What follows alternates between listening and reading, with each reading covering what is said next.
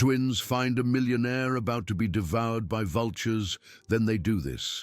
Comment telling me what you thought of this story with a rating from 0 to 10, and let me know what city you're watching from. I really want to know if you like my story and get to know you better, so subscribe to my channel to support my work. I'm counting on your help. The midday sun mercilessly punished the red dirt road that cut through the outskirts of Harmony Creek, Georgia.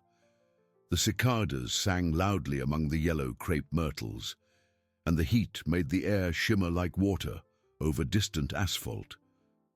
Emily and Olivia walked slowly along the dusty path, their rubber flip-flops kicking up small clouds of dust with each step.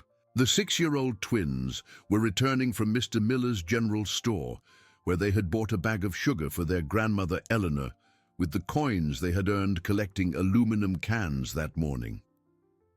Emily, the more talkative of the two, held her sister's hand firmly as she chatted about the candies she had seen on the store shelf.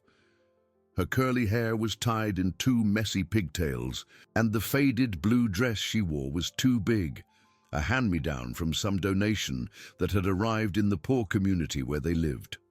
Olivia, quieter and more observant, carried the sugar as if it were the most precious treasure in the world, knowing that those white grains would make all the difference in the thin porridge that would be their dinner that night.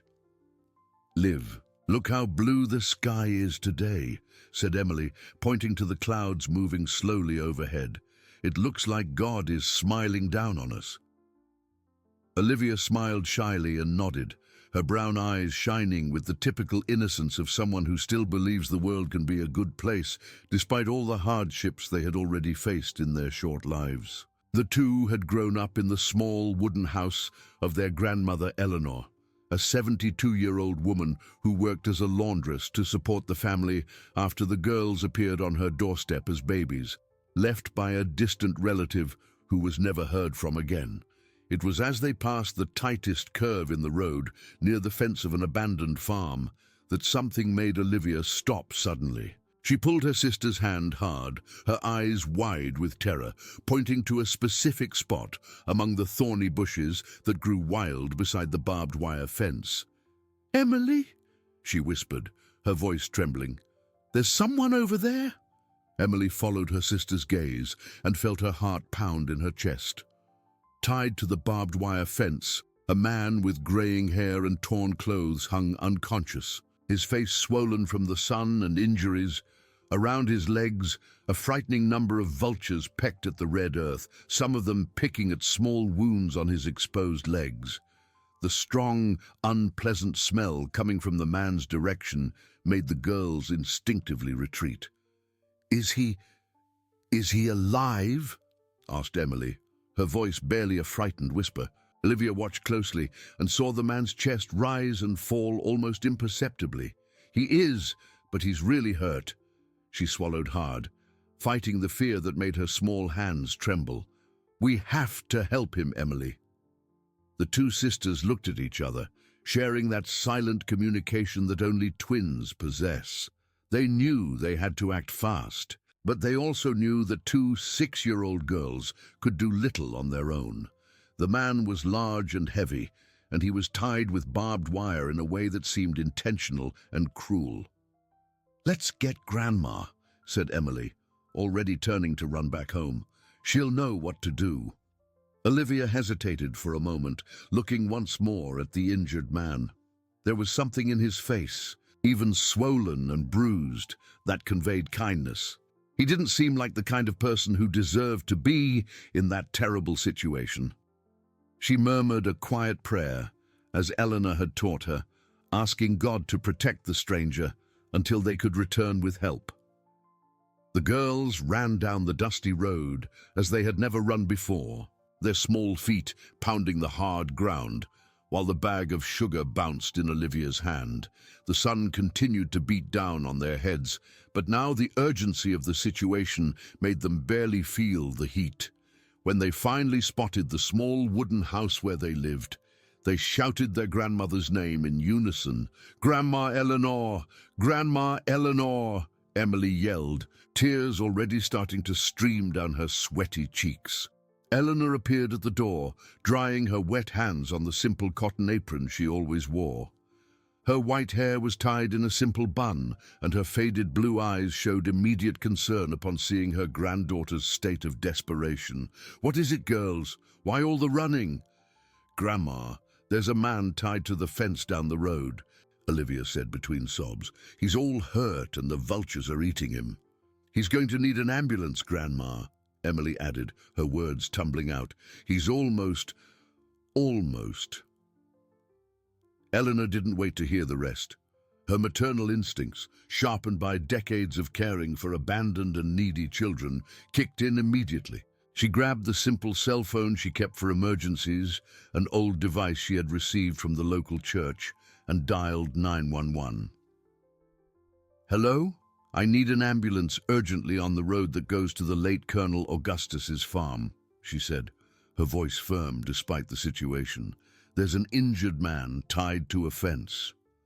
While their grandmother gave the coordinates to the operator, the twins hugged each other on the small living room sofa, still trembling from the traumatic experience they had just lived through. Olivia continued to hold the bag of sugar like a talisman, as if that simple object could bring normalcy back to a day that had become so strange and frightening. "You did the right thing," Eleanor said after hanging up the phone. "Now let's go show the paramedics the spot when they get here." The distant sound of the ambulance siren echoed through the hills of Harmony Creek about 20 minutes later, cutting through the hot afternoon air like a cry of hope. The three of them, the grandmother and the two girls, waited on the road, Eleanor with a bottle of water and a clean cloth, prepared to help in any way she could. When the paramedics arrived at the rescue site, they found a man of about 60, dehydrated and with multiple injuries caused by the barbed wire and prolonged exposure to the sun. His clothes, which had once been of good quality, were torn and stained with dried blood. He carried no identification, and when they finally managed to cut him from the fence, he muttered incoherent words that no one could understand. "Is he going to be okay?" Olivia asked the paramedics as they prepared the man for transport.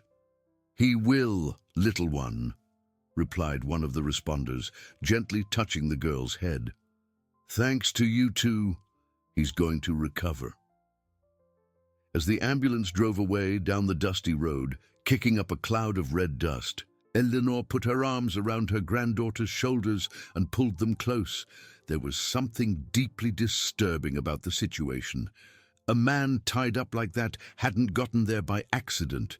Someone had planned to leave him to die in that isolated spot, and if it weren't for the two girls, the plan would have succeeded. 3 days had passed since the rescue on the dusty road, and Eleanor couldn't get the image of the man tied to the fence out of her head. She had called Harmony Creek General Hospital twice, asking about the stranger's condition, and always received the same answer. He was stable, but still unconscious. What intrigued her most was that no one had come looking for him. No family, no friends, no co-workers. It was as if the man simply didn't exist to the rest of the world. Emily and Olivia, for their part, couldn't stop talking about what had happened. During their simple meals of rice and beans and on the warm nights when they all slept together in the same small room, the girls created wild theories about who the mysterious man could be and why someone had left him in such a terrible situation. "Grandma, I think he might be a prince in disguise," Emily said, as she helped hang the washed clothes on the line in the backyard. "Just like in the stories you tell us." Olivia, more practical, shook her head. "There are no princes in Harmony Creek, Emily, but he had nice clothes even if they were torn. He must have been someone important." Eleanor smiled sadly at her granddaughter's speculations. She had lived long enough to know that important men didn't show up tied to fences without a very dark reason behind it. In her 72 years, she had seen many bad things happen to good people, and she had a feeling that this story was just beginning. It was on Thursday afternoon that everything changed. Eleanor was preparing lunch when the phone rang, startling the three of them who shared the small house. It was extremely rare for them to receive calls, as few people had their number, and most neighbors simply showed up at the door when they needed to talk. "Hello?" Eleanor answered, wiping her hands on her apron. "Mrs. Eleanor, this is Nurse Carla from the General Hospital. You were the one who brought in the gentleman found on the road, weren't you?" Eleanor's heart sped up. "It was me and my granddaughters who called the ambulance. Is he okay?" "He woke up this morning, Mom, and he's asking for the girls who saved him. He said he needs to talk to them personally to thank them." Eleanor was silent for a moment, processing the information. Does he remember what happened?" "Actually, no. The doctor said he has partial amnesia, probably caused by the trauma. He doesn't remember how he ended up on that fence, nor the last 2 years of his life, but he remembers the girls' faces from when he woke up in the ambulance." The twins, who had come closer to listen to the conversation, looked at each other with eyes shining with curiosity and concern. Olivia tugged on her grandmother's dress, whispering, "Can we go see him, Grandma?" Eleanor hesitated. There was something that bothered her deeply about this situation. A man who appears tied to a fence, without documents, with no one looking for him, and now with amnesia. It was too much of a coincidence to be true. But looking at her granddaughter's hopeful faces, she felt she couldn't deny them the chance to find out what had happened to the person they had saved. "We'll visit him tomorrow morning," she told the nurse, "but I want to speak with the doctor in charge as well."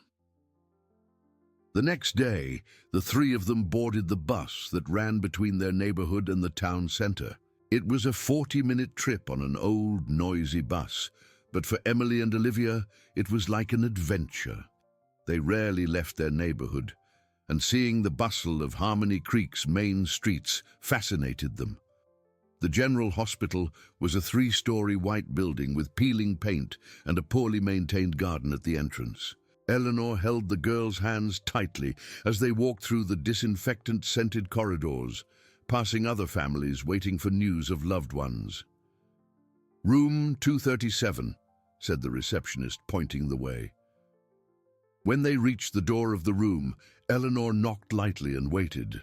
A deep but gentle male voice told them to come in. The man in the bed was completely different from the terrifying figure they had found on the road. His graying hair was combed, his swollen face had gone down considerably, and despite the bandages on his arms and neck, he smiled warmly when he saw the girls. "You are the little angels who saved me," he said, trying to sit up better in bed. "Come here, don't be afraid." Emily, always more uninhibited, approached first. "Are you feeling better, sir? We were very worried." "I'm much better, thank you. My name is William Blackwood, and I want to thank you both for saving my life." Olivia approached shyly. "Do you remember what happened to you, Mr. Blackwood?" William's smile faded slightly, and he ran a hand over his forehead as if trying to force the memories to return. "No, little one, it's as if the last 2 years of my life have simply vanished. I remember some things from the past, but from 2023 onward, it's all a blur." Eleanor approached the bed. "Mr. Blackwood, do you have a family? Anyone who should be looking for you?" William looked thoughtful. "I have a brother, Robert, but it's strange because when I asked the nurses to contact him, they said the phone number I gave them no longer exists. And my company—" He stopped, looking confused. "I had a construction supply company, but when I tried to call, they told me the owner had disappeared 2 years ago and that a new owner was now running the business." William's words sent a chill down Eleanor's spine. The situation was getting stranger and stranger. "Mr. Blackwood, do you remember where you lived?" "I remember the address, of course. A large house on Acacia Avenue in the wealthy neighborhood. But when I called a neighbor I've known for years, he said the house was sold a long time ago and that I had disappeared without a word to anyone." William looked at the three of them standing beside him, and his eyes filled with tears. It's as if the last 2 years of my life have been erased, and in their place, someone has built a completely different story. I don't understand what happened to me." Emily, with the typical sensitivity of children, noticed the deep sadness in William's eyes. "Don't you have anywhere to live now?" "Apparently not. The doctor said I'll be discharged tomorrow, but I have nowhere to go. I have no money, no documents, no nothing. It's as if I was born again 3 days ago on that fence." Olivia looked at her grandmother with an expression Eleanor knew very well. It was the same expression the girl made when she saw an injured animal on the street or a hungry child in the neighborhood. It was the look of someone who wanted to help but didn't know how. "Grandma," whispered Olivia, pulling Eleanor to a corner of the room. "Can we help him?" Eleanor looked at William, who was talking quietly with Emily about the birds flying outside the hospital window. There was something genuinely good about this man. She could feel it. And there was something profoundly wrong with this whole story of disappearance and amnesia. Her motherly and grandmotherly instincts told her that William was the victim of something much bigger than a simple accident. "Mr. Blackwood," she said, returning to the bedside, "you won't be out on the street. At least until you find out what really happened to your life, you can stay with us." William's eyes widened in surprise. "Ma'am, I can't accept that. You barely know me, and I have no way to repay you." "You can repay us by helping take care of the girls," Eleanor said firmly. "I'm getting old and tired, and they need a father figure in their lives." At that moment, William looked at Emily and Olivia, who were watching him with that mix of hope and innocence that only children possess, and he felt something stir in his chest. A feeling he couldn't name, but that seemed familiar and welcoming. William's adaptation to the small wooden house happened with surprising naturalness. In just a week, he had already become part of the family routine, waking up early to help Eleanor with household chores and playing with the twins during the hot March afternoons. The house, which had once seemed too crowded for 3 people, now felt complete with the male presence that had been missing for so long. William had insisted on sleeping in the small living room on a mattress he had borrowed from neighbors, flatly refusing to take a room from any of the women in the house. During the day, he helped Eleanor carry heavy bundles of laundry to wash in the yard and organize small repairs around the house that the grandmother could no longer do herself. Although his memory of the last 2 years remained a blank, his hands still knew how to work with wood and nails, and he soon discovered he had a natural talent for fixing broken things. "Mr. Blackwood, were you a carpenter before?" Emily asked one afternoon, watching him fix the kitchen cabinet door that had been hanging loose on its hinges for months. "I don't know, little one," he replied, concentrating on his work. "But my hands seem to know what to do, even when my head doesn't remember learning." Olivia, always more observant than her sister, noticed that William sometimes stood still in the middle of an activity, staring intently at the horizon as if trying to force a memory to return. She had developed the habit of approaching him at these moments and holding his hand, a simple gesture that always brought him back to the present. "Are you sad when you can't remember?" She asked on one of these occasions. William picked her up and sat her on his lap, a movement that had become natural between them. "I'm confused, Olivia.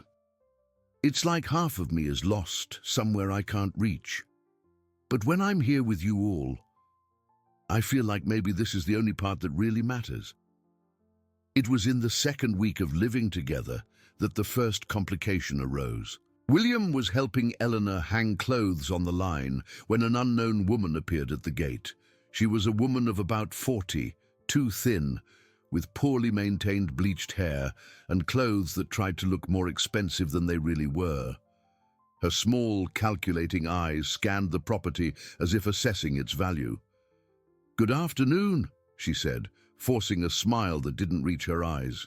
"I'm looking for 2 twin girls who live here, Emily and Olivia." Eleanor immediately felt that there was something wrong with this woman. After decades of raising children, she had developed a keen instinct for recognizing people with bad intentions. "Who's asking?" "I'm Valerie Smith," the woman said, straightening her shoulders, as if that name should mean something. "I'm the girl's mother." The silence that followed was deafening. William stopped hanging the clothes and approached Eleanor, who had turned visibly pale. The twins, who were playing in the yard, ran to hide behind their grandmother upon hearing the conversation. "Mother?" repeated Eleanor, her voice coming out harsher than she intended. "Valerie, you disappeared 6 years ago. You left these children on my doorstep when they were babies and never sent word again." "I was going through a hard time," Valerie said, trying to look repentant. "But now I'm stable. I have the means to raise my daughters. I've come to get them." Emily and Olivia clung even tighter to Eleanor's skirts. They had no memory of Valerie, and to them, this woman was a complete stranger, claiming a right that seemed neither fair nor natural. "We don't want to go," Emily said, her voice small but determined. "Grandma Eleanor is our real mom." Valerie completely ignored the girl's words. "I know you've grown fond of the children, but they are my daughters by right. I'm prepared to take them today." "Today?" repeated William, stepping forward. There was something in Valerie's posture that bothered him deeply, an urgency that didn't match the genuine remorse of a longing mother. "After 6 years, you're in such a hurry." Valerie looked at William, as if noticing his presence for the first time. "And who are you, her new husband?" "I'm someone who cares about the well-being of these children," William replied firmly. "And it seems strange to me that a mother appears out of nowhere after so many years wanting to take 2 girls away on the same day." "Look here, you," Valerie began, but was interrupted by Eleanor. "Valerie, if you really want the girls back, you'll have to do it the legal way. They have been registered as my dependents for 6 years. You can't just show up and take them like this." "Dougie," Valerie's face twisted into a mask of poorly concealed anger. "Legal? You want to talk about legal? These girls are my flesh and blood." "And where was this blood when they had fevers and I spent entire nights awake caring for them?" Eleanor retorted, her voice rising in intensity. "Where was it when they cried for their mother and I had to make up excuses to explain why you never came back?" Valerie realized that the aggressive approach wasn't working and changed her strategy. "Look, I understand you've gotten used to them. How about we make a deal? I can leave the girls here, but you help me with a monthly amount for their support. After all, raising 2 children is expensive." William and Eleanor looked at each other and both immediately understood what was happening. Valerie didn't want the girls. She wanted money. She had probably found out they were being raised in a house where there was now an adult man and figured she could extort some money from the situation. "How much do you want?" William asked directly. "Well, considering all the expenses, about $500 a month would be fair." $500, William repeated, his voice laced with disdain. "For 2 daughters you abandoned. Interesting." Valerie lifted her chin defensively. "I didn't abandon them. I left them with family. And now that I'm better off, I want to help with their support." "If you're better off," Eleanor said slowly, "why do you need our money?" The question caught Valerie off guard, and for a moment she stammered before answering. It's a matter of shared responsibility. You want to keep them, so you have to bear the consequences." William watched Valerie carefully. There was something familiar about her, a strange feeling he couldn't explain. It was as if he had seen her before, but couldn't place when or where. The feeling was frustratingly vague, like all his attempts to recover his lost memories. "We'll think about your proposal," Eleanor said finally, "but I'm not deciding anything under pressure. Come back next week." "A week is too long," Valerie protested. "I need an answer by tomorrow." "Why the rush?" William insisted, his suspicion growing with each moment. Because I have other commitments. I can't keep coming here all the time." After a few more minutes of tense discussion, Valerie finally agreed to return in 3 days for a definitive answer. As she walked away down the street, William noticed a man waiting for her in a dark car parked a few houses down. The man was short and fat, with a prominent belly and dark glasses even in the late afternoon. When Valerie got into the vehicle, he looked directly at the house before speeding off and disappearing around the curve. That night, after the girls had fallen asleep, William and Eleanor talked at length about the situation. "She doesn't want the girls," Eleanor said with absolute certainty. "She wants money, but where did she get the idea that we have money to give?" William was thoughtful. "Maybe someone told her I'm living here. She might have thought I'm your husband or boyfriend and that I have means." "But you have no money, William, no documents, no bank account, nothing." "That's true," he agreed, "but she doesn't know that." What neither of them knew was that, as they talked in the kitchen, Olivia was awake in her room, listening to every word through the thin wall. The 6-year-old girl understood much more of the situation than the adults imagined, and a certainty grew in her heart. That woman, who claimed to be her mother, was lying about something very important. In the 2 days following Valerie's visit, the atmosphere in Eleanor's house changed completely. The twins, who once ran freely in the yard and played without a care, now stayed close to the adults, as if fearing that at any moment someone might appear to take them away. William noticed that Olivia, in particular, had become even quieter than usual, spending long periods watching the street through the living room window. "What's wrong, little one?" he asked on Friday morning, sitting next to her on the small sofa. "You're very pensive." Olivia looked at him with those brown eyes, too serious for a 6-year-old. "Mr. Blackwood, that woman isn't our real mother." "Why do you say that?" "Because a real mother doesn't forget what her daughters look like. She called me Emily and called Emily Olivia, and besides—" Olivia hesitated, as if unsure whether she should share her thoughts. "I remembered something. Once, when I was very little, Grandma Eleanor was talking to our neighbor Mrs. Davis about us. She said our real mother had gone away forever, but that she had left a bad person in charge of us before we came here." William felt a chill run down his spine. If Olivia was right, it meant that Valerie was not just a negligent mother who had abandoned her daughters.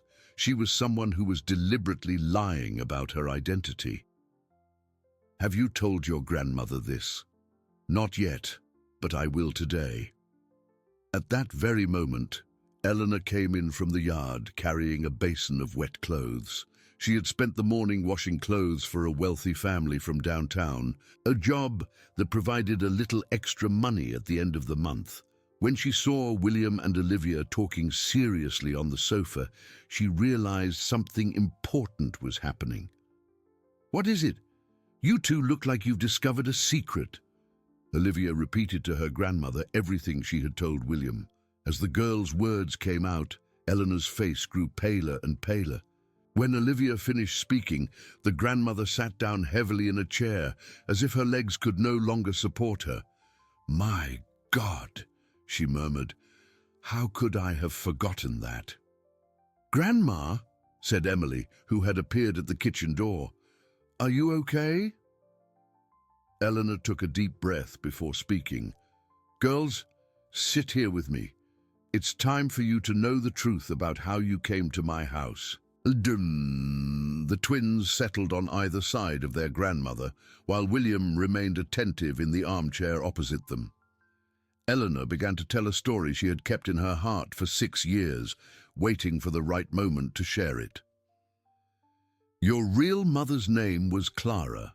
She was a very young, very beautiful, and very sweet girl, but also very scared." Eleanor paused, choosing her words carefully. "Clara appeared on my doorstep on a rainy winter night, pregnant with you two and with nowhere to go.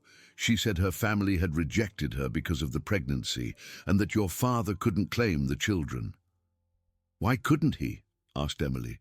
"She never really told me, but she said he was married and that if he found out about the children, very bad things could happen. Eleanor caressed the girl's hair. Clara stayed with me during her pregnancy. She helped with the house chores and kept me company. When you were born, she took care of you for almost a year. And then? Asked Olivia, though she seemed to sense the answer would be sad. Then she got very sick, a sickness of the soul that made her very sad and without the will to live. She knew she couldn't take proper care of you, so she asked me to be your mother forever. William watched Eleanor's face closely and realized she was omitting important details of the story. And Valerie?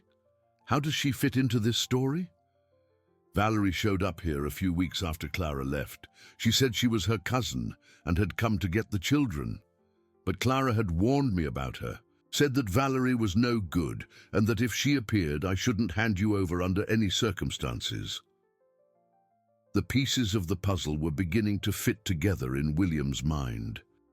You mean Valerie has tried to take the girls before? She tried, but back then I was younger and firmer. I sent her away and never saw her again.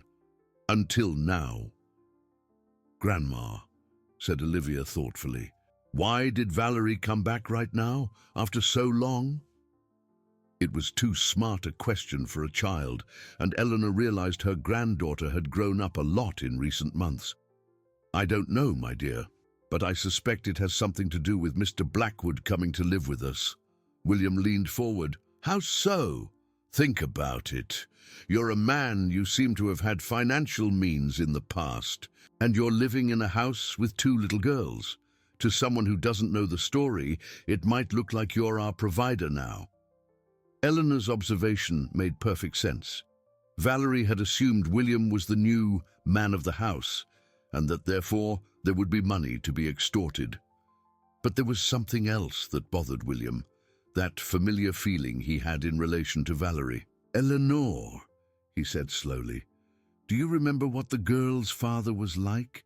Did Clara ever describe him to you? She said he was an older, well-off man who had a company in town, but she never told me his name. William felt as if he had been punched in the stomach. A company in town, an older, well-off man, exactly the description that would fit what he knew about himself before the amnesia. Grandma, Emily said suddenly, do you still have anything that belonged to our mom, Clara? Eleanor hesitated. I have a few little things saved for when you got older. Why? Because maybe there's something that will help us understand this whole story better. Eleanor got up and went to her room. She returned a few minutes later, carrying an old shoebox tied with a faded string. These are the only things left of Clara. Inside the box were some baby clothes, already yellowed with time, a few photographs, and a delicate silver bracelet with a heart-shaped charm. William looked at the bracelet and felt something stir in his memory, as if he were seeing something very familiar, but couldn't identify exactly what it was. May I see that bracelet? He asked. When Eleanor placed the jewelry in his hands, William examined the charm carefully. There was an inscription engraved on the metal. Foresee, with eternal love, W.B. The initials W.B. made William's heart race violently. William Blackwood. Those were his initials. Eleanor, he said, his voice trembling, what kind of illness did Clara have when she left? The doctors said she had a nervous breakdown. She couldn't eat, couldn't sleep, and was constantly saying that someone would harm the girls if they found out where they were. William stared at the bracelet in his hands, and fragments of memories began to form vaguely in his mind. A young, beautiful woman laughing as he placed that bracelet on her wrist. The sound of a female voice singing a lullaby. The scent of a soft, familiar perfume. Mr. Blackwood? Said Olivia, touching his arm. Are you okay? You've gone very pale. William looked at the 2 girls who had become so important in his life, and a terrible and wonderful possibility at the same time began to take shape in his mind. Could it be possible that, at that exact moment, Violent knocks on the door interrupted his thoughts. Valerie had returned a day earlier than agreed, and from the intensity of the knocks, she was clearly furious. "Open this door now!" she shouted from outside. "I know you're in there!" William quickly hid the bracelet in his pocket and went to the door, followed by the other three. When he opened it, he found Valerie accompanied by the same short, fat man he had seen in the car a few days before. "I've changed my mind," Valerie said unceremoniously. "I don't want to negotiate anymore. These girls are coming with me today." The short, fat man accompanying Valerie stepped forward, positioning himself intimidatingly in the doorway. His hands were in his pants pockets in a way that suggested he might be armed, and his dark glasses prevented anyone from seeing his eyes, which made him even more threatening. "I'm Derek Stone," he said in a deep, menacing voice, "and I've come to resolve this situation once and for all." "Resolve it how?" asked William, instinctively placing himself in front of Eleanor and the girls. "These children belong to the Smith family," Derek said, pulling a folded paper from his pocket, "and we have documents to prove it." Valerie grabbed Derek's arm, clearly nervous about his aggressiveness. "Calm down, Derek. No need to complicate things." But Derek ignored her completely. "You have 5 minutes to pack the girls' things. They're coming with us now." "They're not going anywhere," said Eleanor, finding a courage she didn't know she still had. "These children have been in my care for 6 years, and you have no legal right to them." Derek laughed unpleasantly. "Legal right? Let me explain how things work around here. It's not some little piece of paper that's going to decide the fate of these girls." William carefully observed the dynamic between Valerie and Derek and realized she was clearly afraid of him. It wasn't a partnership. Valerie was being pressured by Derek for something, and the girls were just part of a larger plan. "Who are you, Derek?" William asked directly. "What's your interest in these children?" "I'm Valerie's cousin," he replied. But his split-second hesitation did not go unnoticed by William. "And I'm here to help her get her daughters back." Emily and Olivia hugged each other behind Eleanor, clearly terrified by the presence of these two strangers. Olivia, always braver than her sister in dangerous situations, took a step forward. "We're not her daughters," the girl said with surprising firmness. "Our real mother's name was Clara, and she's not Valerie." Derek looked at Olivia with an expression that mixed irritation and something that seemed almost like fear. "Children don't understand anything. Be quiet and go pack your things." "She's not packing anything," said William, his voice filled with an authority he didn't know he possessed. "And if you don't get off my property now, I'm calling the police." "Your property?" Derek repeated, interested. "So you really are the owner of this house?" William realized he had made a mistake. He didn't own anything, and now Derek would suspect he had more resources than he actually did. "I live here, and I protect this family." "Interesting," Derek said, pulling a phone from his pocket. "Very interesting indeed." He dialed a number and stepped away to speak in a low voice. William couldn't hear what he was saying, but he noticed that Valerie became even more nervous during the phone call. When Derek hung up and returned to the group, his demeanor had changed completely. Now he was smiling, but it was a cold, calculating smile that made everyone feel even more uncomfortable. "Change of plans," he said to Valerie. "We're not taking the girls today." "What?" said Valerie, clearly confused. "But you said—" "I said a lot of things. Now I'm saying something else." Derek looked directly at William. "We'll talk later. You have 3 days to think better about our proposal." "What proposal?" asked William. "The proposal we haven't made yet," Derek answered enigmatically, "but which we will make very soon." After the two left, the family remained silent for a few minutes, processing what had happened. William locked the door and checked all the windows of the house, while Eleanor prepared a strong tea to calm everyone's nerves. "Grandma," said Emily, still trembling, Why was that man so scary? Because he's not a good person, my dear, Eleanor replied, hugging the two girls. But we won't let him harm you. William joined them at the kitchen table, his mind working quickly to understand what had happened. Eleanor, did you notice how Derek's behavior changed after he made that call? I did. It was as if he had received new instructions. Instructions from whom? William paused, a terrible possibility forming in his mind. Unless they knew who I am. At that moment, he took the bracelet out of his pocket and placed it on the table. The initials WB shone under the kitchen light. Eleanor, I need you to tell me everything you know about the girl's father, every detail Clara mentioned. Eleanor looked at the bracelet and then at William's anxious face. She said he had a construction supply company, that he was a good man, but had married a woman who couldn't have children. When Clara showed up pregnant, his wife was furious and said she would do anything to destroy Clara's life if she didn't disappear. Anything else? She said his last name was Blackwood, and that he had a very greedy brother who always envied his success. The silence that followed was deafening.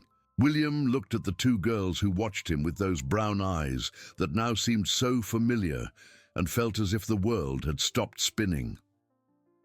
Blackwood, he repeated in a whisper. Mr. Blackwood, said Olivia, noticing his pallor, are you okay? William took the girl's small hand and held it carefully, as if holding something infinitely precious. Olivia, you and Emily, you might be my daughters. Eleanor covered her mouth with her hands, tears beginning to stream down her face. The pieces of the puzzle were finally fitting together, and the truth was both wonderful and terrible. If you are their father, she said slowly, that explains a lot. It explains why you were left for dead on that fence.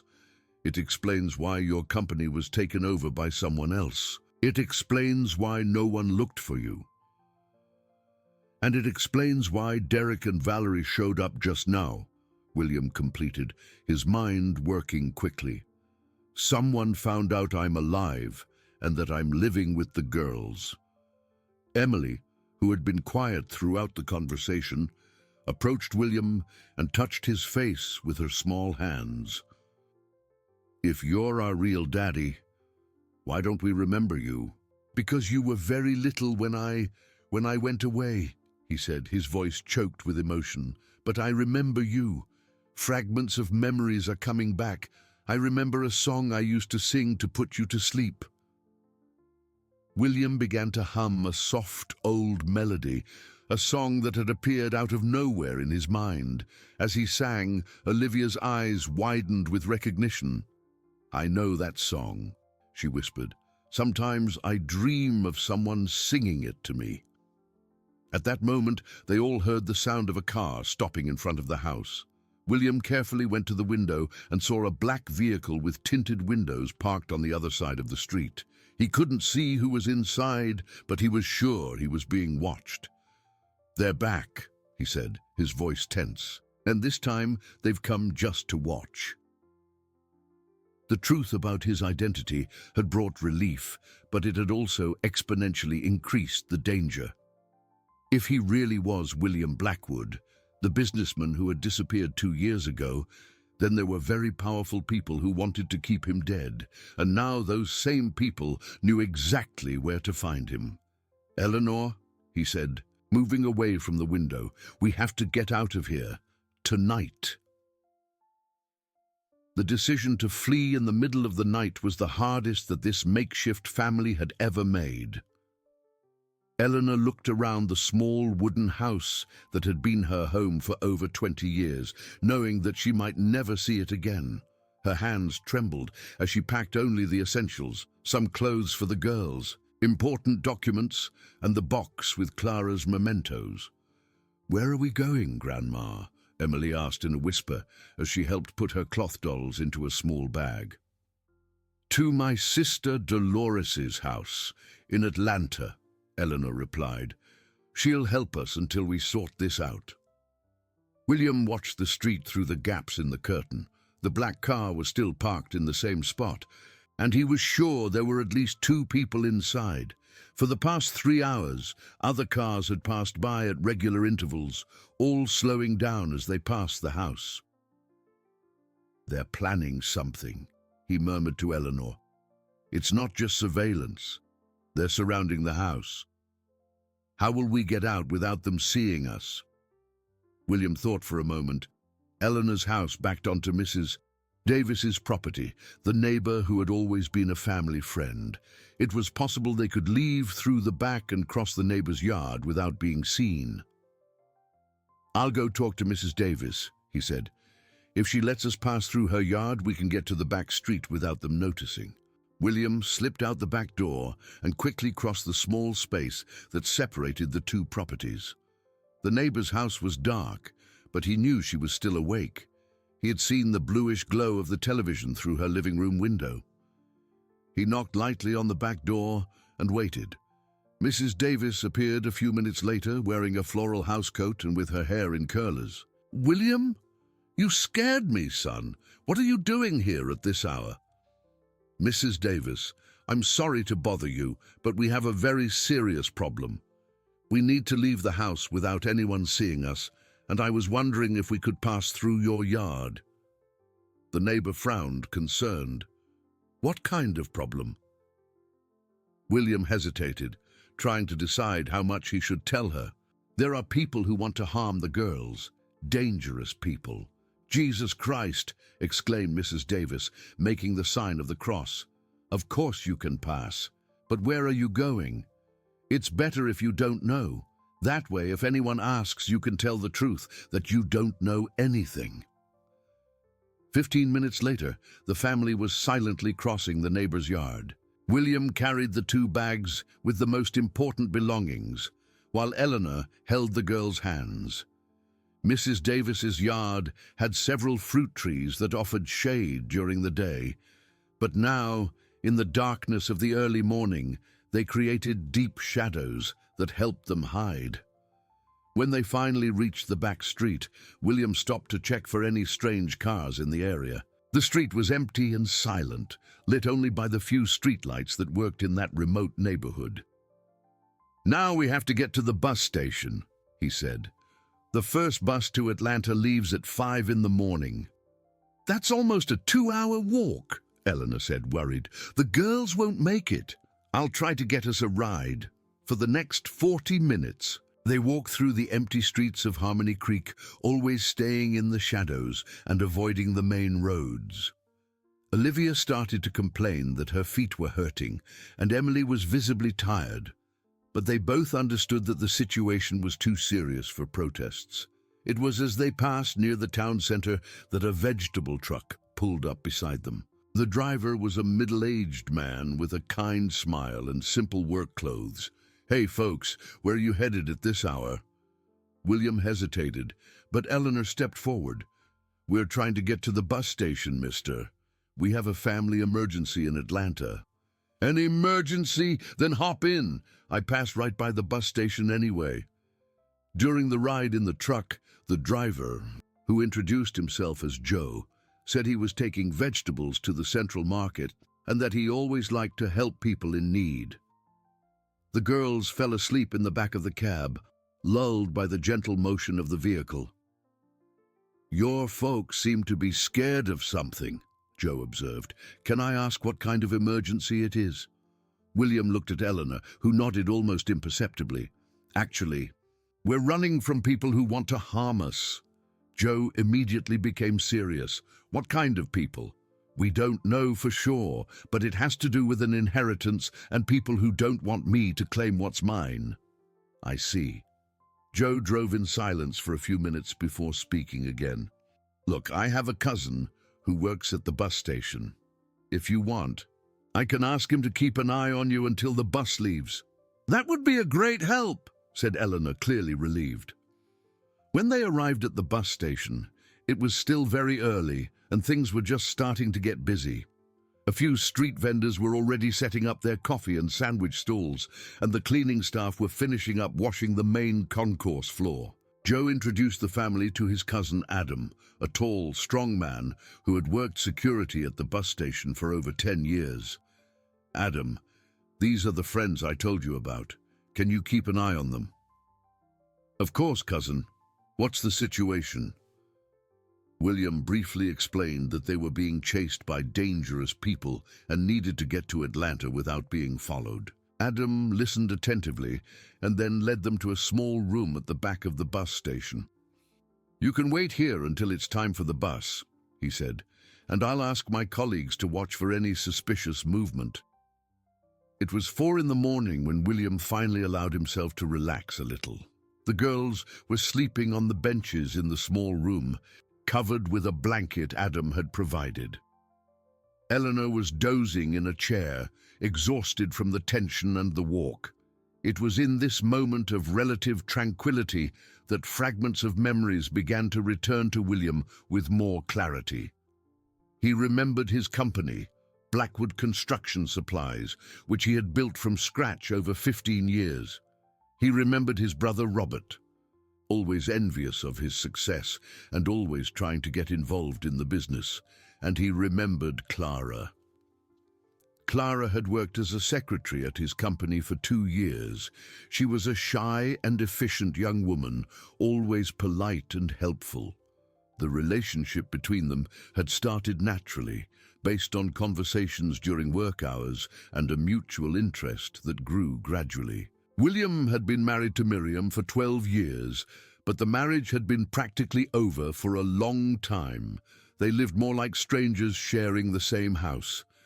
When Clara found out she was pregnant, William was torn between the joy of finally becoming a father and the terror of Miriam discovering the affair. Miriam had tried to get pregnant for all the years of their marriage, without success, and the doctor had confirmed she could never have children. The discovery that he had managed to get another woman pregnant would be devastating for her.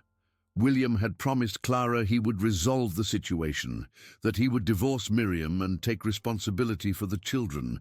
But before he could take any action, something happened. His memories became hazy from that point on, but he vaguely recalled a violent argument with Robert, papers being signed in a hurry, and a growing feeling that he was losing control over his own life.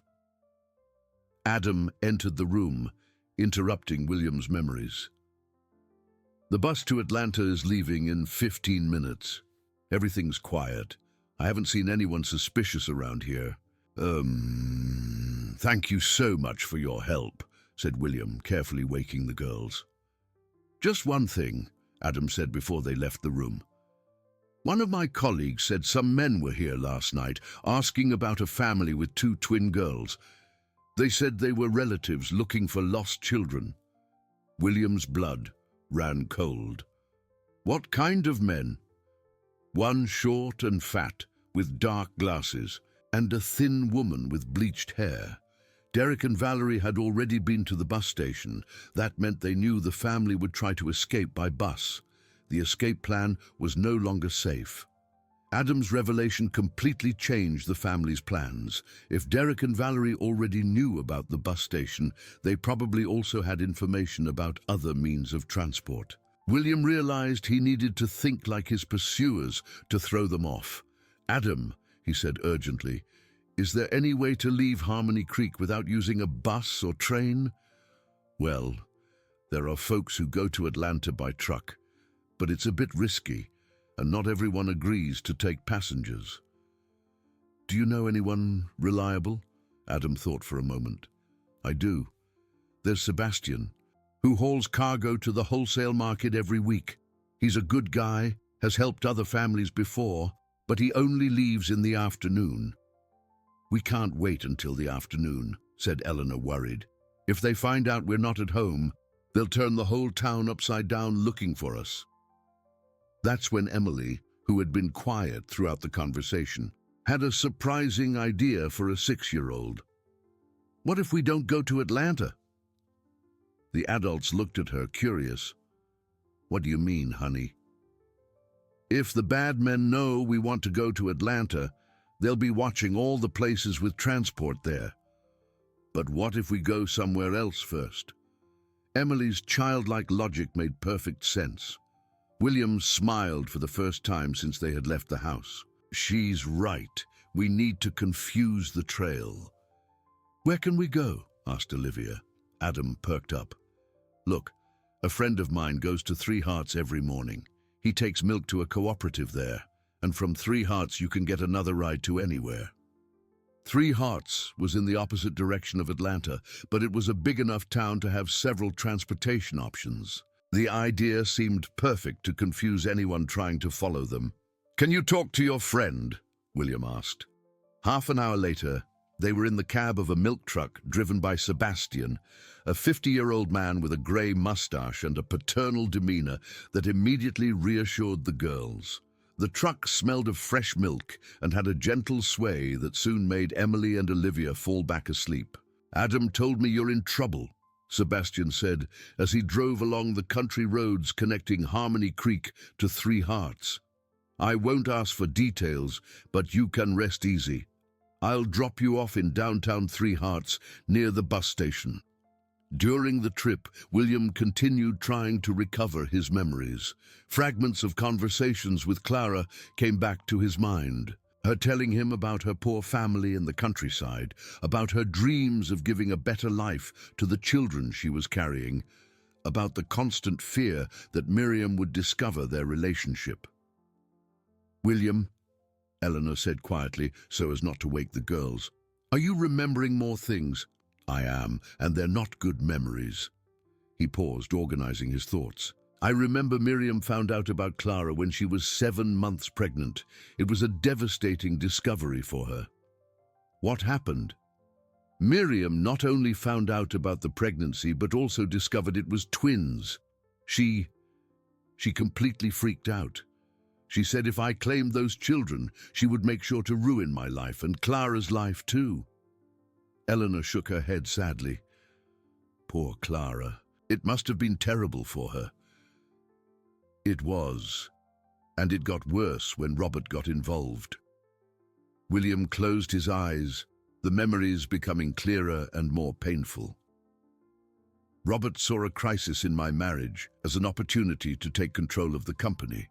He allied with Miriam and started pressuring me to have Clara committed to a psychiatric clinic, claiming she was mentally unstable. But was that true? Not when it all started. Clara was scared and stressed but completely lucid, but the constant pressure, the threats, the fear, all of that gradually undermined her mental health. Sebastian, who had overheard part of the conversation, spoke up. Sorry to butt in, but it sounds like your family went through the same thing a lot of poor folks go through when they get involved with rich and powerful people. How so? People with money and influence always think they can decide the fate of others. I've seen many sad stories of simple people who fell in love with someone from a different social class and ended up getting the short end of the stick. Sebastian's words made William reflect on his own position in the social dynamics of Harmony Creek. He had been a successful businessman, but he didn't come from a wealthy family. He had built his company with hard work, and perhaps that bothered people like Robert, who always felt they deserved to have more than they had actually built.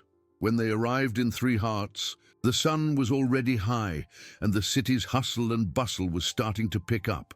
Sebastian dropped them off near the bus station and said goodbye, with wishes of good luck. The family was now more than 100 miles from Harmony Creek, but William knew they weren't safe yet. At the Three Hearts bus station, they found out there was a bus to Virginia leaving in 2 hours, and from Virginia they could catch another bus to Atlanta at night. It was a longer, more complicated route, but it increased their chances of not being found.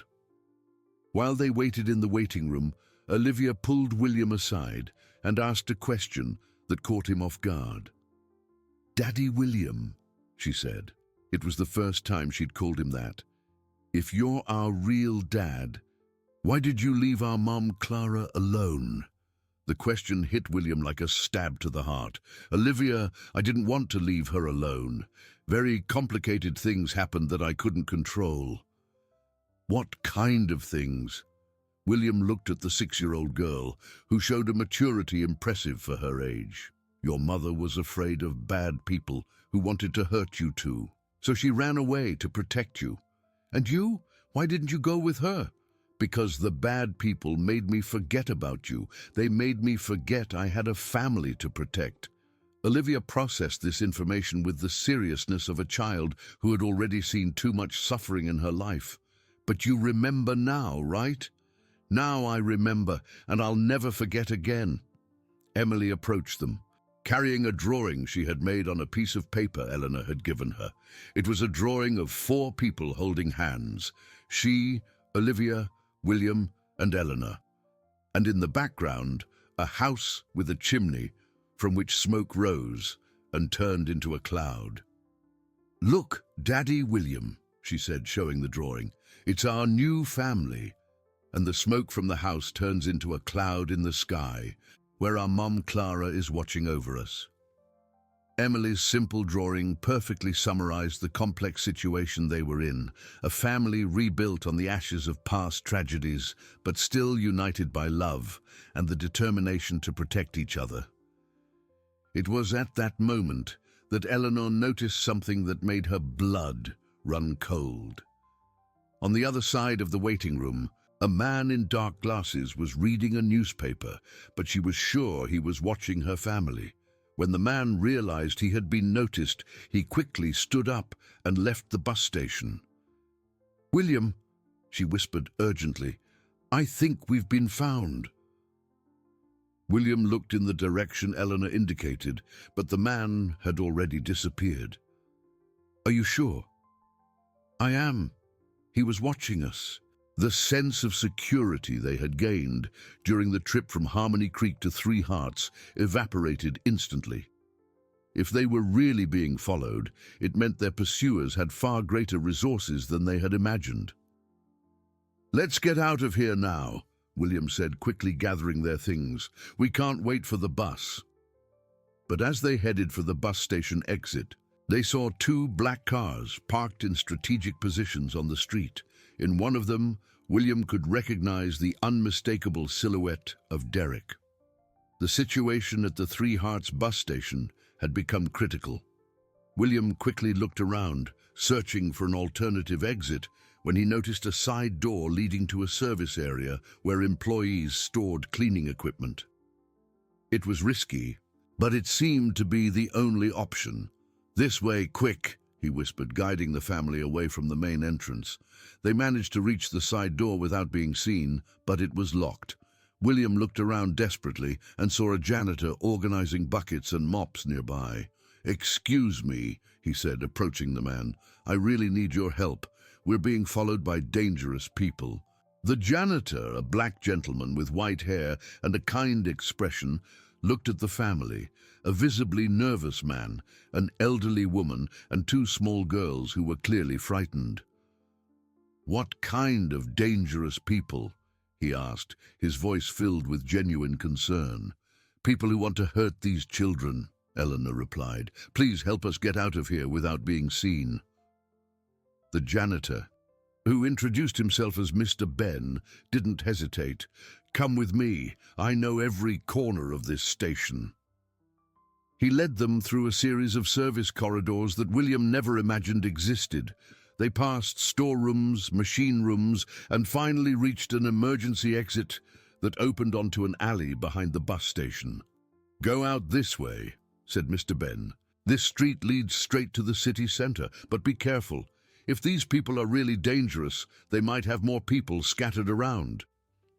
"Thank you so much," said William, shaking the man's hand gratefully. "God protects those who care for children," replied Mr. Ben. "Go with faith." The family exited through the alley and found themselves on a narrow street lined with old houses and small shops.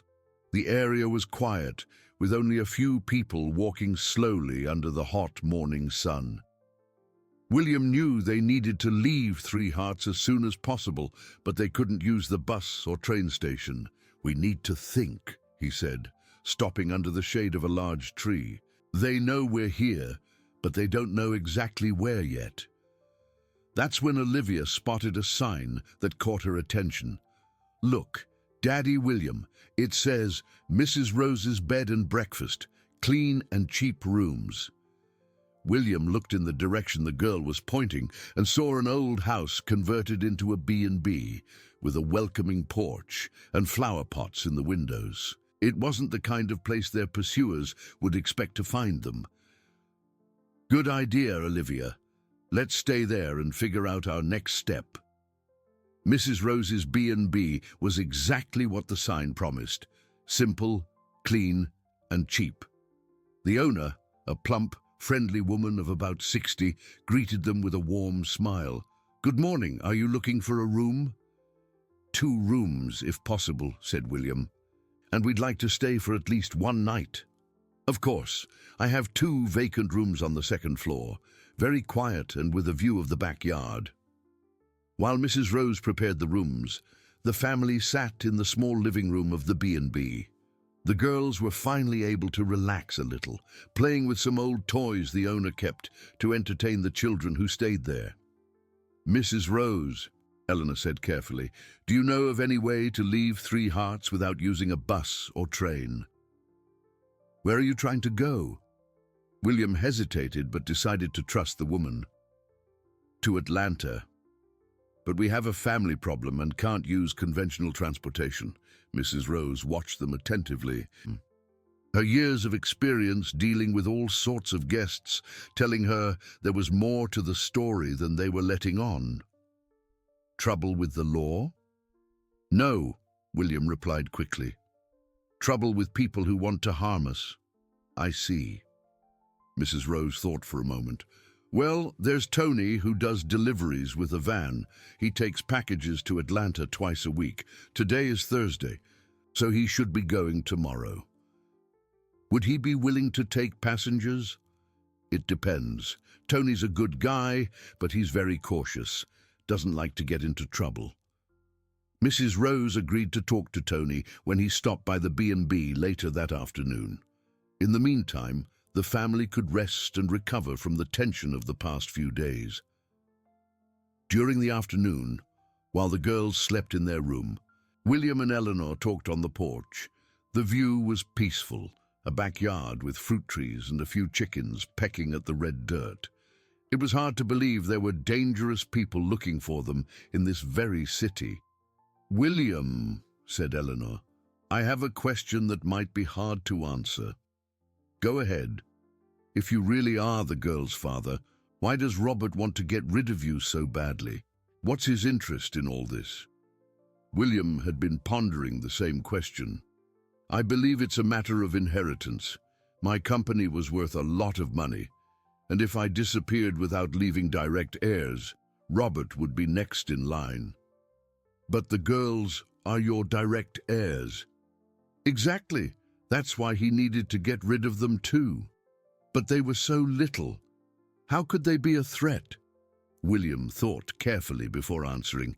"Because I registered them as my daughters before what happened to me." The revelation left Eleanor speechless. "You registered the girls?" "I vaguely remember going to the courthouse with Clara when they were born. I wanted them to have my name, regardless of what happened in my marriage. It means that Emily and Olivia Blackwood are officially my daughters and the legitimate heirs to everything I've built." It was at that moment that Mrs. Rose appeared on the porch with a worried expression. "William, I need to talk to you." "What is it?" "Some men were here a little while ago asking about a family with 2 twin girls. I told them I hadn't seen anyone, but they didn't seem to believe me." William's heart sank. "What kind of men?" "A short, fat one with dark glasses, and a thin woman with bleached hair. They said they were family and were looking for missing relatives." Derek and Valerie had found the B&B. William stood up quickly. "Mrs. Rose, did they leave?" "They did, but they said they'd be back later to check again. We need to get out of here right now." But where to? It's almost dark and you have nowhere to go. Just then they heard the sound of an engine on the street in front of the B&B. Mrs. Rose peeked through the window and smiled. It's Tony. He's early today. Tony was a 40-year-old man, short and strong, with calloused hands from hard work. He listened intently as Mrs. Rose explained the family situation, though she omitted the more dangerous details. Look, I don't usually take passengers, he said, stroking his beard. My van is registered for cargo, and if the inspectors catch me— Tony, said Mrs. Rose, you have kids too. Imagine if it were your boys who needed help. Tony looked at Emily and Olivia, who had woken up and come down to the living room. The two girls watched him with those big, hopeful eyes, and he felt his heart soften. All right, he said finally, but we'll have to improvise. You'll have to ride in the back, among the boxes. No problem, William said quickly. Anything is better than staying here. 20 minutes later, they were settled in the cramped space of the van, between boxes of various goods that Tony was taking to Atlanta. It wasn't comfortable, but they felt safer than they had in days. The trip takes about 4 hours, Tony said before leaving. I'll only stop once for gas. As the van started to move, William held the girls' hands and murmured a prayer of gratitude. They were escaping once again, but he knew this couldn't go on forever. At some point, they would have to stop running and face Robert directly. But as he watched Emily and Olivia sleeping against Eleanor's chest, lulled by the gentle motion of the van, William made a silent promise. No matter what it cost, he would protect his daughters and reclaim everything Robert had stolen from them. Their arrival in Atlanta happened in the dead of night, when the city was still sleeping under the yellow glow of the streetlights. Tony stopped the van in a loading zone near the Central Market, a place bustling during the day but completely empty at that hour. This is where our journey ends, he said, helping the family out of the van. From here you can catch a bus to anywhere in the city. Tony, how can I thank you? William asked, shaking the man's hand with sincere gratitude. Just take good care of these girls, he replied, affectionately patting Emily and Olivia's heads. And if things ever get better for you, help someone else in need. After Tony left, the family found themselves alone on the empty streets of Atlanta. The early morning chill made the girls huddle closer in the jackets Eleanor had brought, and William realized they needed to find a place to warm up and plan their next steps. Where is your sister Dolores's house? He asked Eleanor. In the São Paulo neighborhood, on the other side of the city. But it'll be hard to get there at this hour with the girls. Then let's find somewhere to wait until sunrise. They walked through the streets of downtown Atlanta until they found a small bakery that opened early to serve workers starting their shifts in the first hours of the morning. The owner, a middle-aged Arab man named Habib, took pity on the family's situation and let them stay at a table in the back of the bakery while they waited for the first bus to the São Paulo neighborhood. You look like you've been traveling for a long time, Habib observed as he served hot coffee and fresh bread to the girls. We have, Eleanor replied simply. It's a complicated situation. Habib nodded with understanding. Like many immigrants, he knew what it meant to be far from home in difficult circumstances. If you need anything, let me know. At 6 in the morning, they finally managed to catch a bus to the São Paulo neighborhood. During the ride, William watched the city wake up, people leaving for work, children walking to school, the normal life of a big city. It was hard to believe that somewhere in this metropolis, people were looking for them with ill intentions. Dolores's house was on a steep street, typical of Atlanta, a simple 2-story building with a small but well-kept garden. When Eleanor knocked on the door, a 50-year-old woman with curly hair appeared, still wearing a housecoat. Eleanor? My God, what a surprise! What are you doing here? Dolores, we really need your help. I can explain later, but we have a serious problem. Dolores noticed her sister's state of exhaustion, the unknown man accompanying her, and the two small girls hiding behind Eleanor. Without asking any more questions, she opened the door completely. Come in, I'll make coffee for everyone." After the girls had bathed and put on clean clothes borrowed from Dolores's grandchildren, the whole family gathered in the small living room for a serious conversation. Eleanor told her sister a summarized version of the events of the past few months, from William's rescue to their escape from Harmony Creek. "So this man is the girl's real father?" Dolores asked, looking at William with curiosity. "That's what it looks like," Eleanor replied. "And it seems there are some very powerful people who want to get rid of him and the girls because of an inheritance." Dolores, who had worked for many years as an administrative assistant in a law firm, immediately understood the implications of the situation. "William, do you have any documents to prove your identity?" "Nothing's left. When they found me on that fence, I had no ID.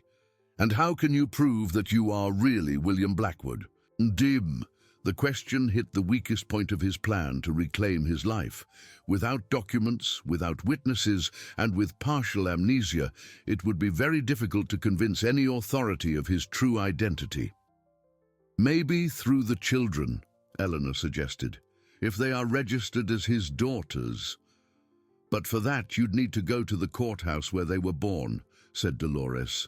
"And if you're being sought, that would be very risky." That's when Olivia, who had been quiet throughout the conversation, spoke up. "I remember something." Everyone turned to the girl.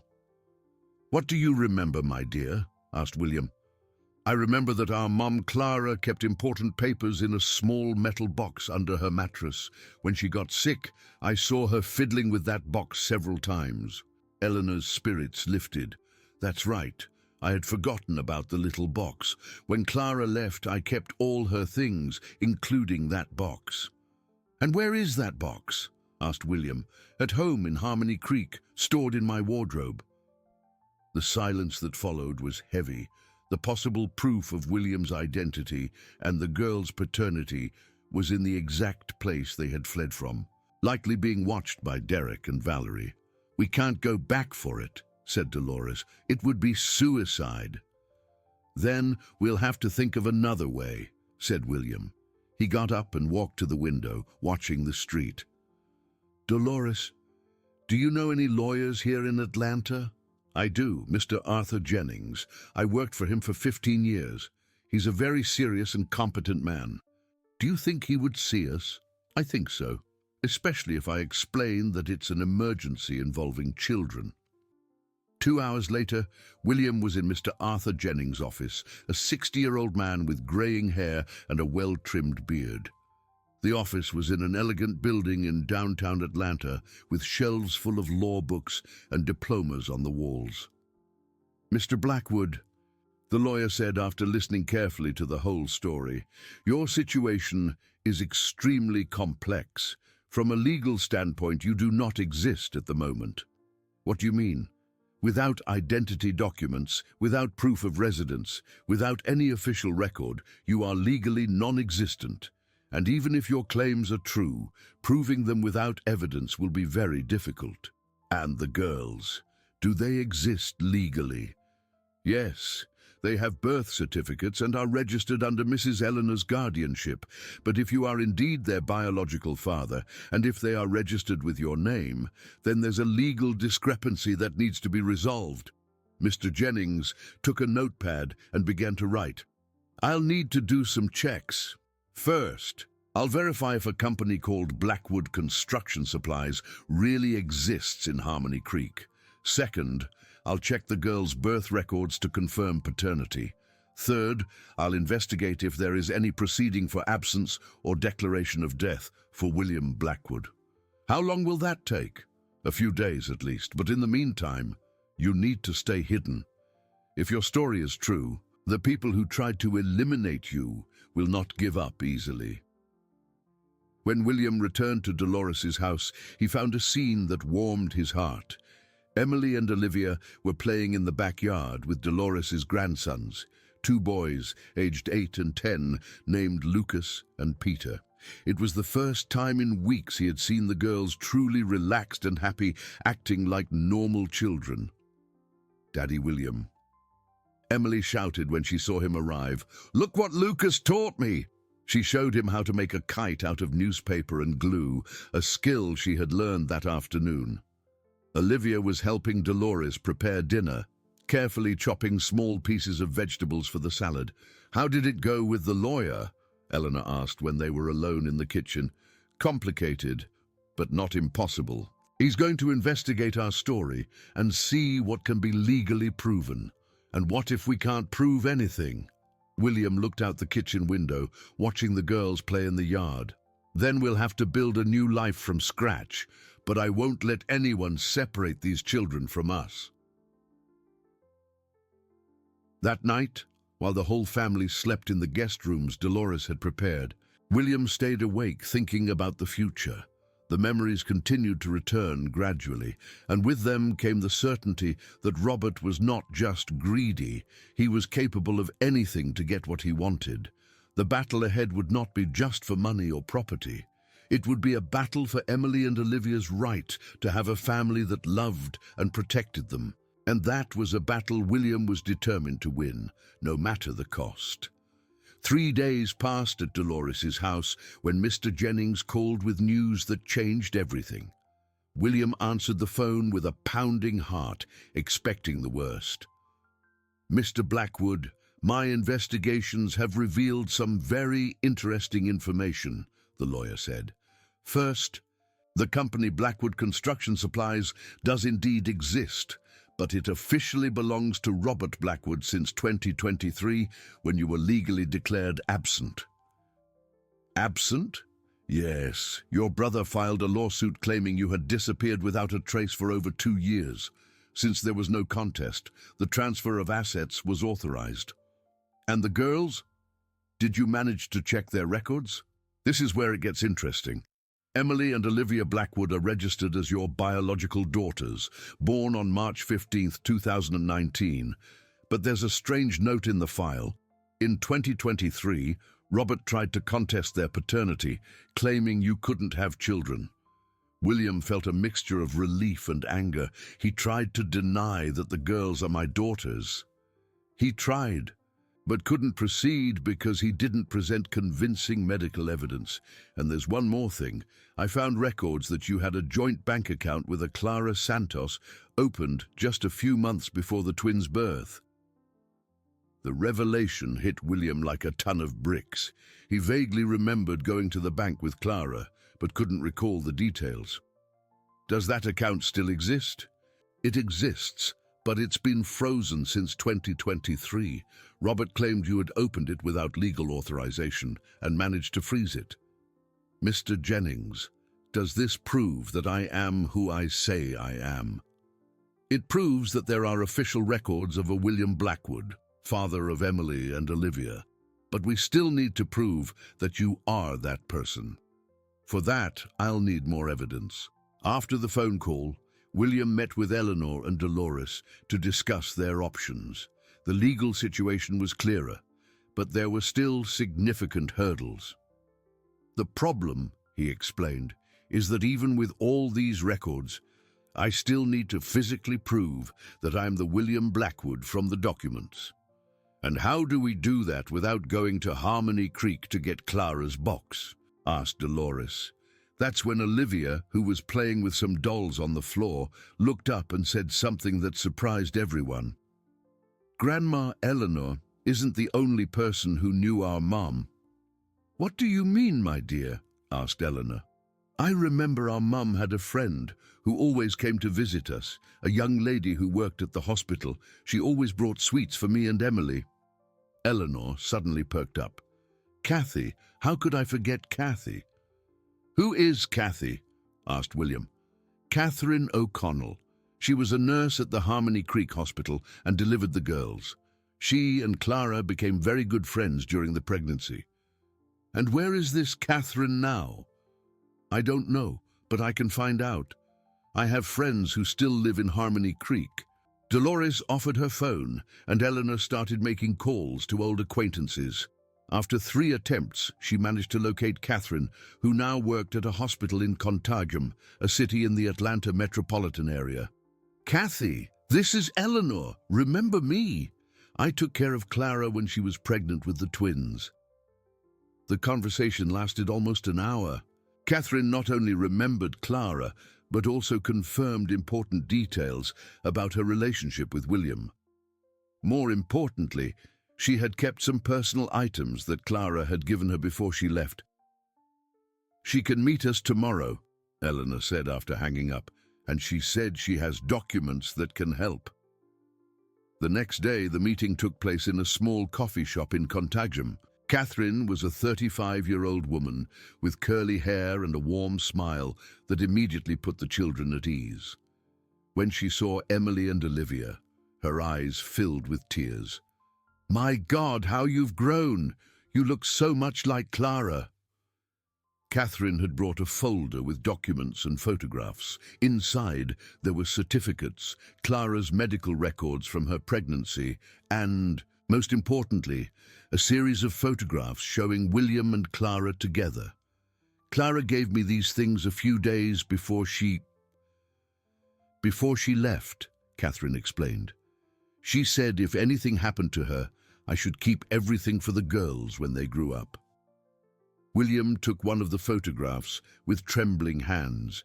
It showed him and Clara in a park, she pregnant and smiling. He with his arm around her waist. The memory of that day came back like a blow.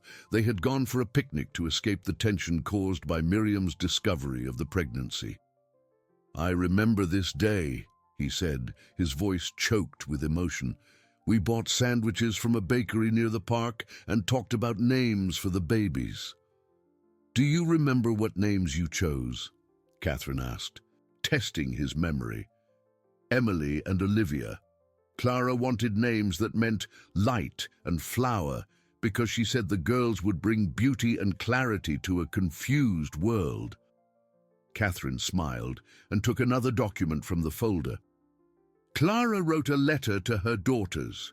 She always said that if anything happened to her, I should give them this letter when they were old enough to understand." The letter was sealed in an envelope yellowed by time, with the girls' names written in Clara's delicate handwriting. William held it as if it were made of crystal. "May I read it to them?" he asked. "Of course, I think it's time." William carefully opened the envelope and began to read aloud. The letter spoke of the immense love Clara felt for her daughters, of her sadness at not being able to raise them personally, and of her certainty that their father would always love and protect them. "My William is a good man," he read, "and I know that even if I'm no longer here, he will find a way to be the father you deserve. He has a birthmark shaped like a crescent moon on his right shoulder, and when you see it, you will know it is really him." There, William stopped reading, his heart pounding. Slowly, he pulled back the collar of his shirt, revealing the exact mark Clara had described. "My God," whispered Catherine, "you really are him." Emily and Olivia approached William, gently touching the mark on his shoulder. It was the definitive physical proof that he was truly their father. "Daddy," said Olivia, using the word with more confidence than ever, "Mommy Clara knew you would come back for us. She did, my dear, and now we'll never be separated again."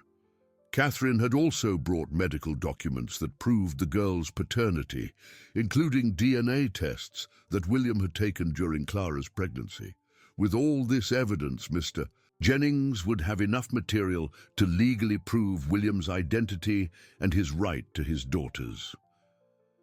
But there was something else in Catherine's folder that completely changed the course of the situation. It was a letter that Robert had sent to Clara a few months before the girl's birth. "Clara showed me this letter when she was very scared," Catherine explained. "She said she needed someone to know what was happening in case something bad happened." The letter was an explicit threat. Robert said that if Clara did not disappear permanently and renounce any claim on William or his inheritance, he would make sure she had an accident. Even more shockingly, the letter mentioned that he had already taken necessary measures to ensure William would not interfere. "This is a confession," said William, rereading the letter several times. "Robert is admitting he did something to me. And admitting he threatened Clara," added Eleanor. "This letter is proof that everything we suspected is true." Catherine took William's hand. "There's one more thing you need to know. Clara didn't leave because she became mentally ill. She faked the illness to protect the girls." "What do you mean?" "She found out that Robert was planning something against you and the children, so she pretended to have a nervous breakdown and asked to be committed so no one could accuse her of deliberately abandoning her daughters." The truth about Clara hit William like a punch. She had sacrificed everything, her reputation, her mental health, her life with her daughters, to protect them from Robert. "Where is she now?" he asked, though he feared the answer. "Still in the institution," Catherine replied gently, "but lucid. She always asks about you." At that moment, William made the most important decision of his life. No matter how dangerous it was, no matter what resources Robert had, it was time to stop running and start fighting for the truth. The decision to confront Robert directly required a careful plan. Mr. Jennings called an urgent meeting in his office to discuss the legal strategy, now that they had substantial evidence of the fraud and threats. "With all these documents," the lawyer said, "examining the photographs and letters Catherine had provided, we can file several simultaneous lawsuits. First, an action for recognition of paternity and custody of the girls. Second, an action to nullify the fraudulent transfer of the company. And third, a criminal complaint against Robert for threats and attempted murder." "How long will this take?" asked William. "Months, maybe years. The judicial system is slow, and Robert certainly has the resources to hire good lawyers. And during that time, are the girls in danger?" Mr. Jennings hesitated. "It's possible. That's why I suggest you remain hidden until we can get a protective order." William shook his head. "I don't want Emily and Olivia to grow up running and hiding. They deserve a normal life." "Then we need a different approach," the lawyer said thoughtfully, "something that forces Robert to show his hand before he can prepare properly." It was Dolores who suggested the solution. "What if we force a meeting? A controlled confrontation where Robert wouldn't expect to find William alive." "How so?" "Well, he thinks William is dead or disappeared forever. If he suddenly appeared in a public situation with witnesses, Robert would be in shock and might say compromising things." Mr. Jennings warmed to the idea. "That could work. If we can record his reaction, we would have additional evidence." Catherine, who had decided to actively help, offered valuable information. "I know Robert frequents a specific restaurant in Harmony Creek every Friday night. It's a public place, with lots of people." "Friday is 2 days from now," said William. "Can we organize everything in time?" "We can try," replied Mr. Jennings. "But are you sure you want to take this risk?" William looked at the photos of Clara scattered on the table, then thought of his daughters at home playing with their cousins. "I want my daughters to know their real mother, and I want Clara to get out of that hospital and have the life she deserves." On Thursday, the family traveled back to Harmony Creek, but this time they weren't running. They were going into battle.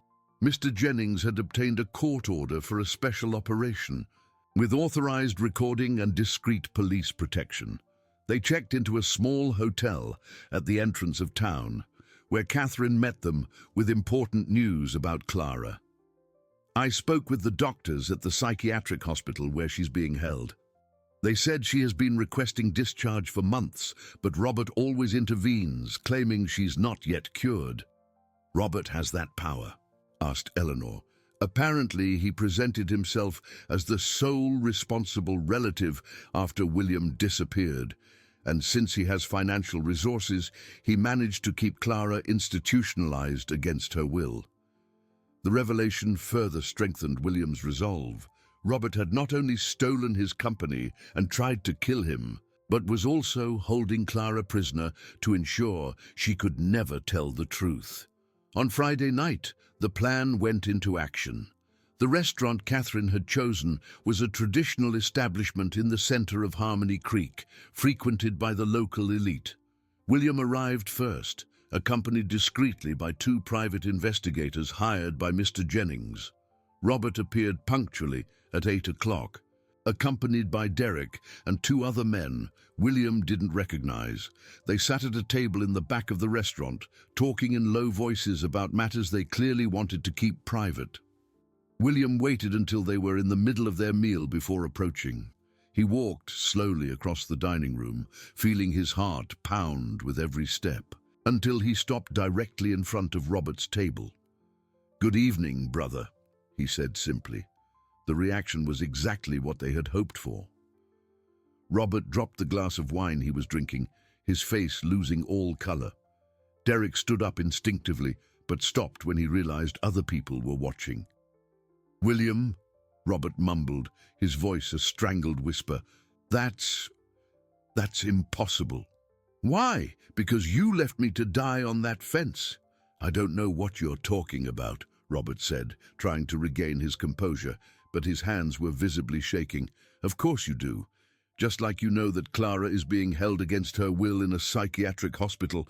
Derek leaned over to Robert and whispered something in his ear. Robert nodded and tried to stand up, but William placed a hand on his shoulder. "Sit down, brother. We're not done talking yet." "William, you don't understand the situation," Robert said, his voice taking on a desperate tone. "There are things you don't know, things that happened after you disappeared. Things like you stealing my company or threatening Clara to make her disappear with my daughters." "Your daughters?" Robert laughed nervously. "What daughters? You never had children, William." "Emily and Olivia Blackwood, born on March 15th, 2019, daughters of Clara Santos and me." The mention of the girls made Robert completely lose his composure. "Those children don't exist. I made sure that—" He stopped talking abruptly, realizing he had said too much. But it was too late. The hidden cameras had captured everything, and several people in the restaurant were starting to pay attention to the conversation. "Made sure of what, Robert?" William insisted. "Nothing. I need to go." "You're not going anywhere." William showed a court order that Mr. Jennings had obtained that morning.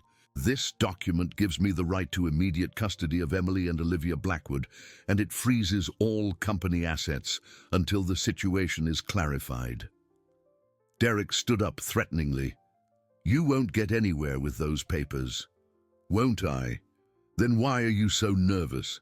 It was at that moment that the private investigators identified themselves, and the 2 police officers who had been disguised as restaurant patrons approached the table. "Robert Blackwood," one of the officers said, "you are being summoned to appear at a court hearing on Monday for clarification regarding the administration of Blackwood Construction Supplies and the situation of Clara Santos." "And Derek Stone," said the other officer, "you are under investigation for threats against minors and attempted extortion." The scene in the restaurant had become a spectacle. Other customers stopped eating to watch what was happening, and the owner approached, worried about the commotion. Robert tried one last ploy. "William, you don't know what you're doing. There are very powerful people involved in this. People who won't be happy to see you alive." "What people?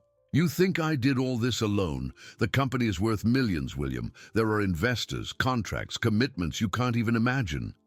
"Then explain it to me. Who are these people?"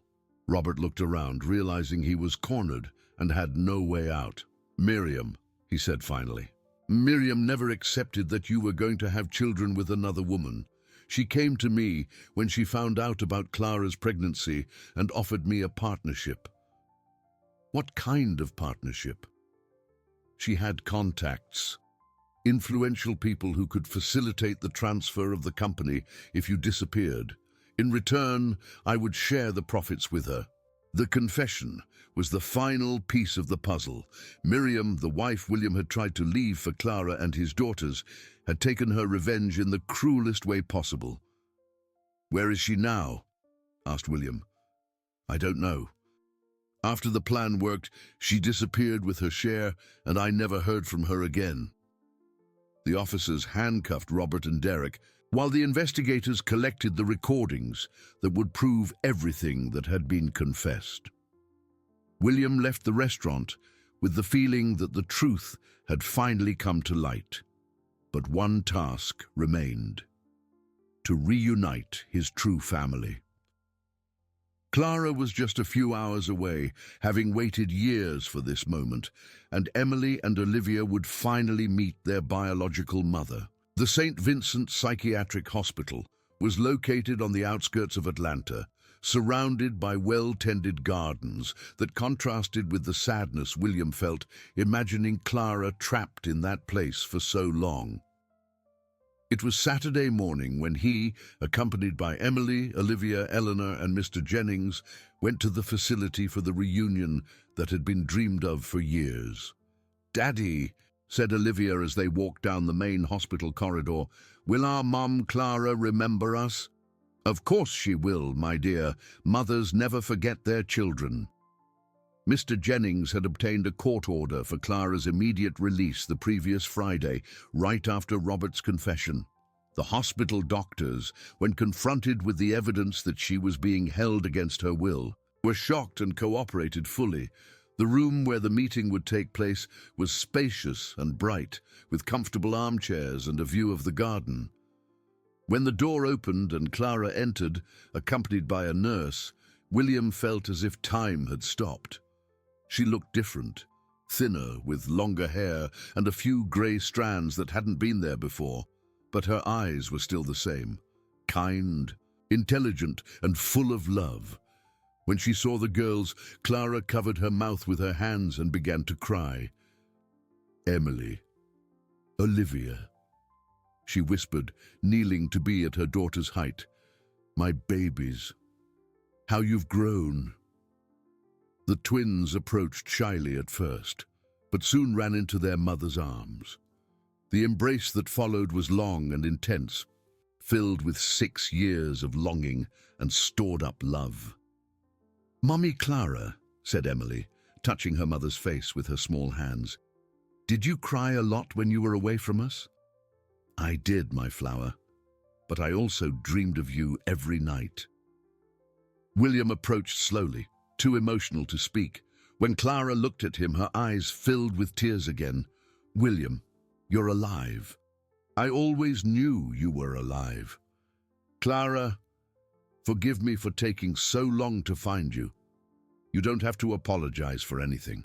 I know it was Robert who did this to you." For the next 2 hours, they talked about everything that had happened. Clara told them how she had faked the nervous breakdown to protect her daughters, how she had spent years in the hospital trying to get discharged, how she had never lost hope that one day the family would be reunited. "The hardest part," she said, "was knowing my girls were growing up without me, but I also knew Eleanor would take care of them with love." "Grandma Eleanor is very good," said Olivia. "She taught us to pray for you every night. And she told us many stories about what you were like when you were pregnant with us," added Emily. Mr. Jennings intervened gently. "Clara, I need to inform you about the legal situation. Robert has been arrested and has confessed to the whole scheme. The company will be returned to William, and you will be entitled to compensation for the damages suffered." "I don't care about money," said Clara. "I just want my family back." "And you'll have it," William promised. "We'll never be separated again." 3 months later, life had taken a completely new direction for everyone. William had legally recovered his company and discovered that despite Robert's mismanagement, it was still a prosperous business. The first thing he did was fire all the employees who had collaborated with the fraudulent scheme and hire people of integrity. Clara had moved into a large house that William bought on the outskirts of Atlanta, where the girls would have space to play and grow. Eleanor also came to live with them, officially taking on the role of the beloved grandmother she had always been. "Daddy," said Emily one Sunday morning, as the whole family had breakfast in the garden of the new house. "Now that we have our complete family, and can we get a dog?" William looked at Clara, who smiled and nodded. "You can, my dear. What kind of dog do you want?" "A mutt," said Olivia immediately, "like we were before you found us." The girls' simple observation deeply touched all the adults. They had indeed been mutts, abandoned children who found a family through love and determination. "Then we'll go to the adoption shelter today," said Clara. Dolores had become a frequent visitor to the house, always bringing her grandchildren to play with Emily and Olivia. Catherine also remained a part of the family's life, taking on the role of the special aunt she had earned during the difficult years. Robert was sentenced to 8 years in prison for fraud, threats, and false imprisonment. During the trial, he revealed information about Miriam's whereabouts, who had fled abroad with the money from the scheme. The authorities were investigating her situation, but William had decided to focus on rebuilding his life rather than seeking revenge. "The best revenge," he told Mr. Jennings during one of their final meetings on the case, "is to be happy with my family." Derek was also convicted, but to a lesser sentence, for having cooperated with the investigation. Valerie, who turned out to be a distant cousin of Clara's, had been used by Robert as bait to locate the girls. She received community service and agreed to stay away from the family for good. Blackwood Construction Supplies prospered under William's restored management, but now with a different philosophy. He created a scholarship program for underprivileged children and established a fund to help families in situations similar to the one his own family had experienced. "I want our company to be remembered not just for what it builds," he said in a meeting with employees, "but for the lives it helps rebuild." One late afternoon in June, 6 months after the hospital reunion, the whole family was gathered in the garden. William watched Emily and Olivia playing with their new dog, a golden mutt they had named Courage, while Clara and Eleanor prepared a cake to celebrate the first 6 months of the reunited family. "What are you thinking about?" asked Clara, sitting next to him on the swing he had installed under the mango tree in the yard. "I'm thinking about how strange life is. If those vultures hadn't found me on that fence, if Emily and Olivia hadn't been passing by on that road on that exact day." "Do you believe in fate?" William looked at the girls, who were now chasing butterflies dancing among the garden flowers. "I believe that some people are destined to meet, no matter how many obstacles are placed in their path. And do you believe we deserve this happiness after everything we've been through? We deserve it, especially because of everything we've been through. We've learned to value every moment together." That night, after the girls had fallen asleep, William and Clara went for a walk through the quiet neighborhood. It was something they did every night, making up for lost time through long conversations and peaceful strolls. "William," Clara said, stopping under a streetlight, "there's something I never told you about those years in the hospital." "What?" "Every day, I wrote letters to you and the girls. Letters I could never send, but that helped me keep hope alive." "Do you still have those letters?" "I do. They're stored in a box under our bed. Can I read them?" "You can, but be prepared. There's a lot of longing and a lot of love on every page." When they returned home, they found Eleanor in the living room, knitting small, colorful sweaters. "Who are these for, Grandma?" asked Clara. Eleanor smiled mysteriously. "For the next grandchildren to come." William and Clara looked at each other, surprised. "Grandma, Are you trying to tell us something? I'm trying to say that a family that has gone through so many hardships and managed to reunite has the strength to grow even more. That night, as he watched his family sleeping peacefully, Clara by his side, the girls in the next room with courage sleeping on the rug between their beds, and Eleanor in the guest room that had become permanently hers, William said a prayer of gratitude. He had lost 2 years of his life, had been through traumas he would never completely forget, had seen people he loved suffer because of his absence. But he had also discovered the strength of true love, the importance of a chosen family, and the human capacity to overcome any adversity when there are people willing to fight for each other. The scars on his body, left by the barbed wire of that fence where he almost died, had become part of his story. He no longer hid them. They represented the turning point that led to the reunion with everything that truly mattered. 7 years after that day, when 2 little girls saved an injured man on the side of a dusty road, the Blackwood family had become an example that true love always finds a way, no matter how many obstacles are placed in its path. And every time Emily and Olivia told their school friends how they found their father, they always ended the story the same way. Sometimes, when you save someone, that person ends up saving you too. If you like this video, please subscribe to my channel. I promise to bring you videos every day that will make your life happier. Comment what you thought of my story with a rating from 0 to 10, and thank you very much.